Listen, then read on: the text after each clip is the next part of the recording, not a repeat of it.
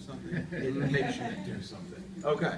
The introduction is Leadership Excellence Series is a set of presentations addressing the subject of leadership. Speeches in these series will teach members the skills they will need to be successful leaders inside and outside of Toastmasters. In today's speech, Service and Leadership, Richard Anastasi, Advanced Communicator, Bronze, and Confident Leader will explain how a leader's role is to serve the team members. Richard is delivering this speech to meet the requirements of achieving Advanced Leader Bronze.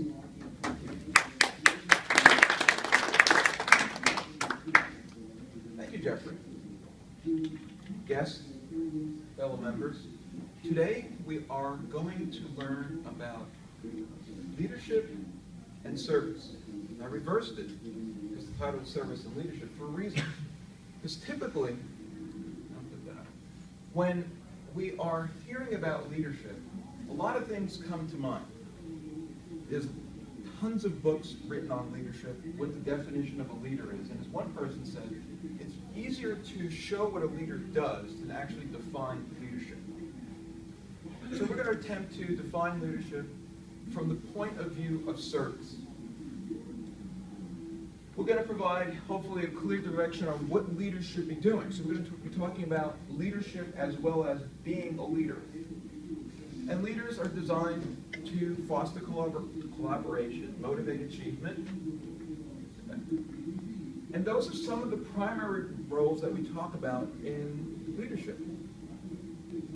So when we have to evaluate whether someone's been effective as a leader, we're going to make sure that they provide at least those three things.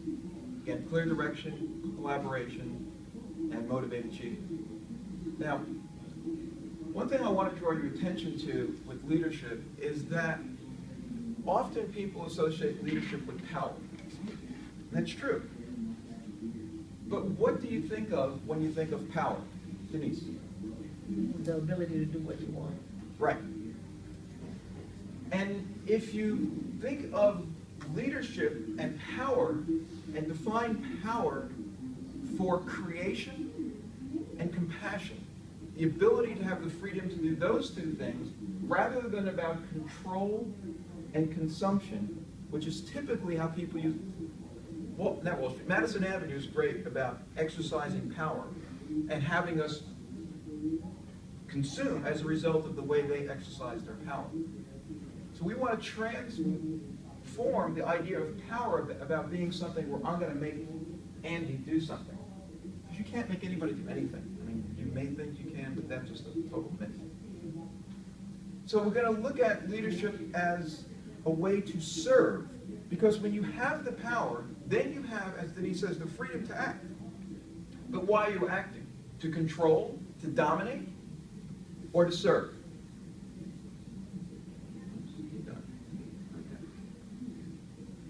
Team leaders should encourage participation. Because if you're participating in whatever goal you're trying to achieve, if I'm leading, I'm saying, okay, we're going to do whatever. Matt, give me an idea. Oh, we're going to do Habitat for the Humanity, right? So we're going to get everybody down there, and we're going to make them paint.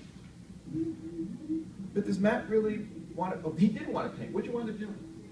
Siding. Siding. So I'm now going to make him do siding. He didn't want to do. He didn't have no choice in participating in that decision. So you want to encourage participation in the decision-making process as well as in the doing of it. And certainly, as one of my Marine buddies says, the most important thing in accomplishing a mission is, first of all, you got to accomplish the mission. But in order to accomplish the mission, you have to take care of your people. And the third thing that the Marines teach is communicating. And those three principles, achieving the mission, taking care of your people, and communicate, are the core of how the Marines lead. So, communication is important. Facilitate problem solving. So the leader is the person who provides the tools so that the team can figure out how to solve the problem, not the leader. And you have to have room for people to make mistakes. If you expect everybody's going to do everything the way you said or the way you want things done, because you know you're the leader and you know it's best, you're going to be sorely disappointed. Because we're human beings, and not everybody's going to act like Richard acts. In fact, they may act better, and if I think that they're acting differently is a mistake, I'm sorely mistaken. Because they may have a better way of doing it, and it may look like it's a mistake, and it may actually turn out to be a better way of doing it. So you have to have room to tolerate mistakes. And when you tolerate mistakes, you're giving people a chance to grow. You can't grow unless you make a mistake. Entrepreneurs talk about failing your way to success. So keep that in mind.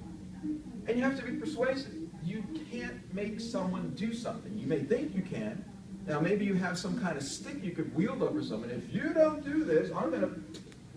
And the person might do something out of fear, but I think you get better results if you can persuade rather than making people be feared. So if you generate a good team, you will certainly improve the quality of not only of your life, because it'll be easier to be a leader when everybody on your team is happy. Married people know happy wife, happy life, happy team, happy leader. Productivity will increase. If there's any cost involved, they're going to go down, because when productivity goes up, cost just by definition will go down. And whatever product, service, or goal you're trying to achieve, it will benefit. And overall, when your little team is doing well, it starts to build and spread, and the organization will improve as well. So in conclusion, a person who is worthy of being a leader wants power not for himself, but in order to be of service. Mr. President.